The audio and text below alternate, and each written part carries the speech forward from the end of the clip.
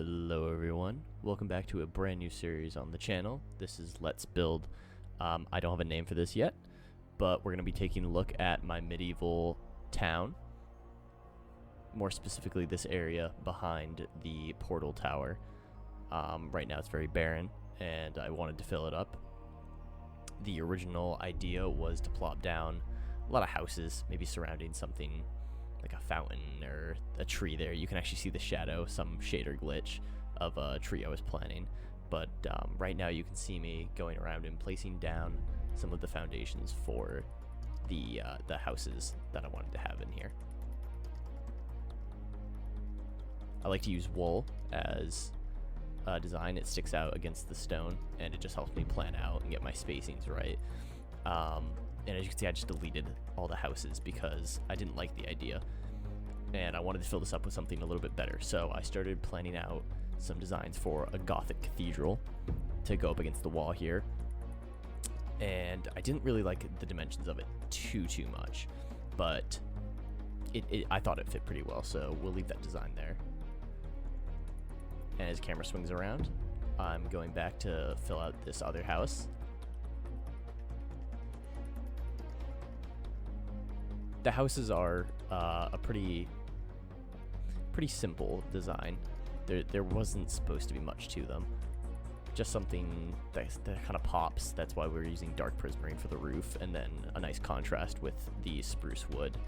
I like using the strip spruce wood for all the framing and spruce planks for the outside of the roofs.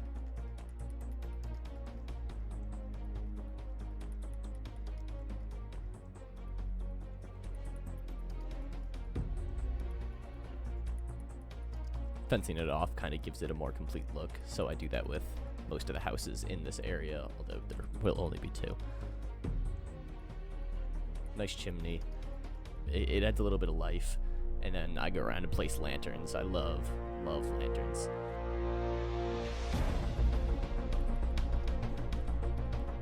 And coming back around, I deleted the cathedral again because I felt it didn't fit.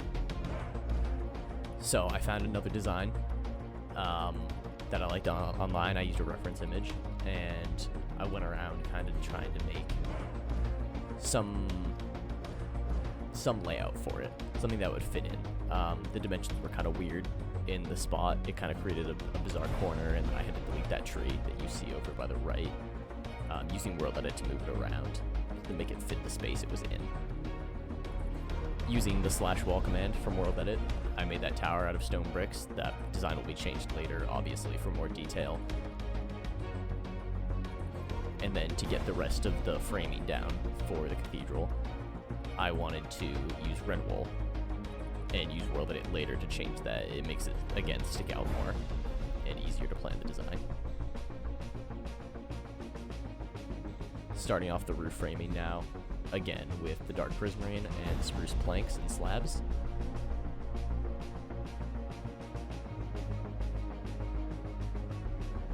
And that's where I used the World Edit command to change them all to a mix of stone bricks, andesite, and stone. On this big feature, I wanted to put something, obviously, to signify that it is a church. So we did the cross design in all of the windows. That really helps make it stand out. Going up to the tower now, you can see I did detail it, so it's now a mixture of cracked stone brick, and stone, with cobblestone walls on the outsides. And going in to fill the roof out, I kept bringing it up. I wasn't sure about the height of the roof, honestly, and that was a big issue with the original cathedral I had designed. It just went up too high, and then it started to collide with the castle walls up there, and it just didn't look very good. So we changed that out for some dark prismarine that didn't go up very high, and still kept a low profile while giving a nice overlook to the rest of the town. I brought that tower up by a few more blocks to bypass the roof. It needs to be the tallest feature, according to the diagram, and then I forgot how to build the smaller arches, so I had to copy it over from the right because I'm incompetent slightly. We won't talk about it.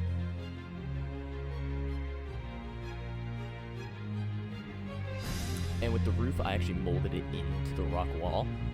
I thought that was more fitting than just kind of cutting it at one point and somehow forming the rock wall too. It just didn't make a whole lot of sense, so I just let the roof slide right in there. Now, coming around to this side, this was a big issue for me in the design stage.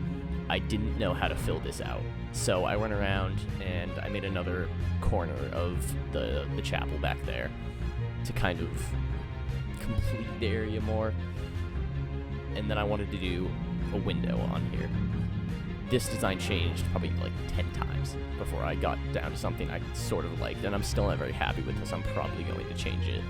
So I threw some rock down underneath to help form it to the base.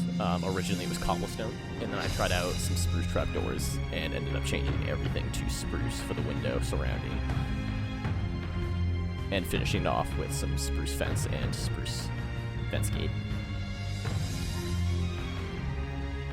Now to fill in that void off to the right, I made another custom tree.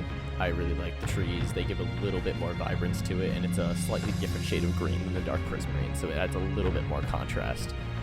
Especially building medieval, you want a little bit of, the color pops are what really bring the life to it.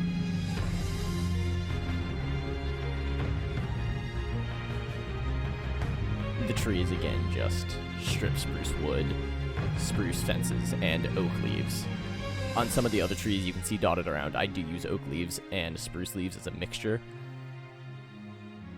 And coming around here, I'm using coarse dirt and tall and short grass to surround the path, and continuing the path in towards the center.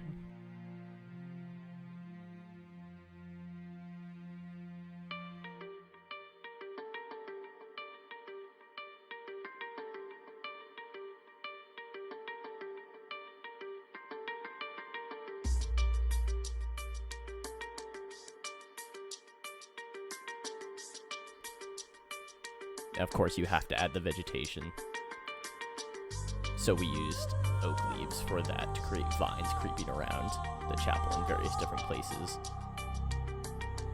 You know, my mission always is the more the merrier with the vines, so we added a lot. Maybe too much, but I like how it came out. It just adds that little bit of overgrowth. It was missing sort of that Dark Souls vibe, if you will. And for the center to kind of capture all this, it was a big space, and I couldn't put another house in there. It wasn't that big of a space that we could fit that. So I put in a fountain instead, and it's offset by 1 block into the ground. My original design kind of looked like a rocket ship, and it looked sort of stupid. So we changed it out according to some reference images of Gothic fountains.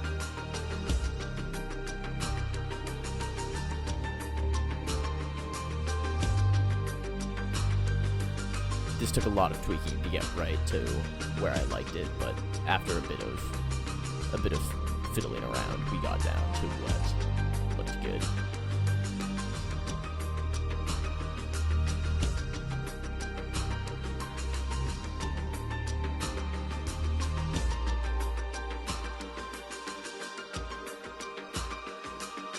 And we throw the water in.